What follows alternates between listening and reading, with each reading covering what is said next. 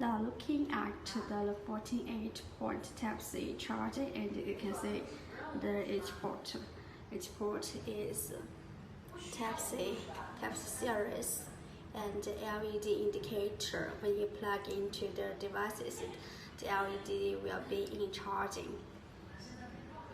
And you can see it, the details, you can know more. And the metal case with painting and each side. The two sides with the steam and its ventilation hole. And you can also see here.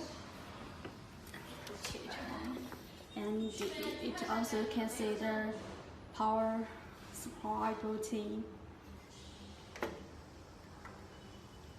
And here you can see the fans and the switch fan, and for the ventilation. And we also have the different voltage depending on your country's standard requirements.